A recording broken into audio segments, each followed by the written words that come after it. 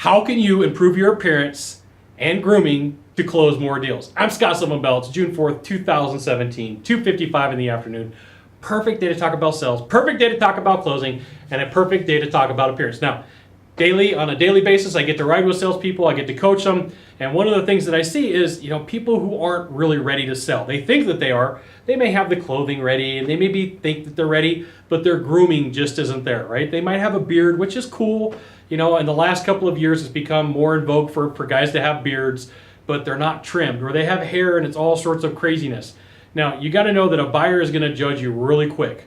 It may be that you have some tasteful tattoos or some untasteful tattoos, right? You just got to know that your interaction could be affected by the way that you look. And people make judgments about us really quick. It's not fair, it's not right, but it happens, right? So why would you, as a salesperson, why would you as a performer not be ready to deal with this and not get your game right and not get yourself ready so that you can have the conversations with a buyer and make things happen? So first off, if you got a beard or a mustache, really it should be trimmed, especially if you're selling a high dollar, high ticket item and you want that person, because everything comes down to trust, right? Something doesn't look right, people start going like, that's a tick against the truck, that's a box checked against the truck, that's a box checked against the trust as well.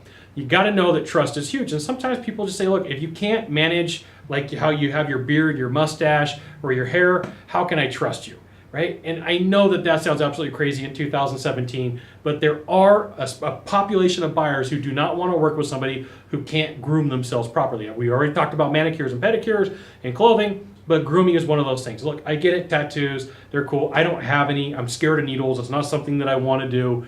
But like sometimes I see guys and they got these crazy tattoos of naked chicks on their arm and they're meeting with buyers and the buyers kind of like, they're weirded out by it. All right, that could be working against you. It doesn't mean that you're not going to make sales. It doesn't mean that you can't close. It's just an obstacle that you have to overcome.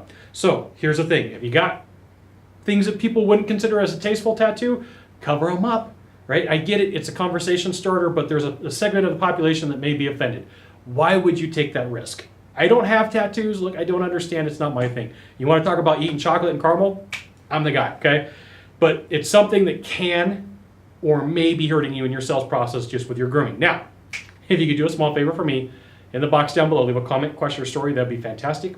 To the right, to the left, there is a subscribe button. You know what you got to do. You got to subscribe. And then last of all, you can send it out to all your friends via StumbleUpon, Facebook, Twitter, Google+. Why not even LinkedIn? Scott Sylvan Bell. We'll see you soon. Thanks for watching. Aloha.